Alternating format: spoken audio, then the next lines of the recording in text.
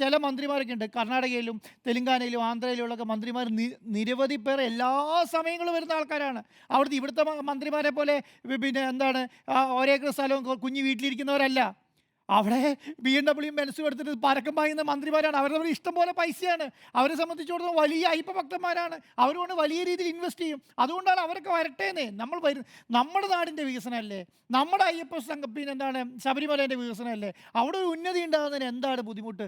ഇതൊന്നും മനസ്സിലാക്കുന്നില്ല. ഇതൊക്കെ പറയുന്നതിന് മുൻപേ ഉടക്കിടാൻ വേണ്ടിയിട്ട് കുറേ രാഷ്ട്രീയ പാർട്ടികൾ ഇറങ്ങിക്കോളും. എന്ത് പറഞ്ഞാലും അവരുടെ മുൻപേ എന്താ, അവരുടെ മുമ്പ് രാഷ്ട്രീയം മാത്രമേ ഉള്ളൂ. ആ രാഷ്ട്രീയത്തെ എങ്ങനെ തുറന്നു കാട്ടാം എന്നുള്ളത് സർക്കാർ നല്ല രീതിയിൽ ധാരണയുണ്ടെന്ന് ഇപ്പം നമ്മൾ കണ്ടില്ലേ. കുറച്ച് ദിവസം അടിയന്തര പ്രമേയം എടുക്കുന്നേ ഇല്ലല്ലോ.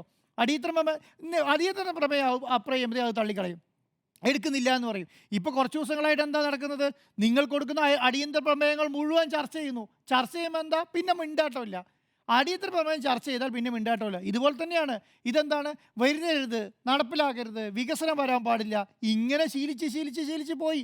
ഇതിങ്ങനെ പറഞ്ഞുകൊണ്ടേ ഇരിക്കണം. അവസാനം മുഖ്യമന്ത്രി രാജിവെക്കണം എന്ന് പണ്ട് പറഞ്ഞോലെ അവസാനം എത്തി നിൽക്കും മുഖ്യമന്ത്രി രാജിവെക്കണം എന്നുള്ളതിലേക്ക്. അപ്പം ഇതുപോലെയുള്ള വികസനങ്ങൾ വരണമെങ്കിൽ ഇതുപോലെയുള്ള സംഗമങ്ങൾ നടക്കണം. ഇപ്പം നിങ്ങൾ നോക്കിക്കോ, പമ്പ വരെയുള്ള റോഡുകൾ കണ്ണാടി റോഡുകളായി എന്നാണ് പറഞ്ഞത് അല്ലേ? കണ്ണാടി റോഡുകളായി. അങ്ങനെയല്ലേ വികസനം ഉണ്ടാകുന്നത്?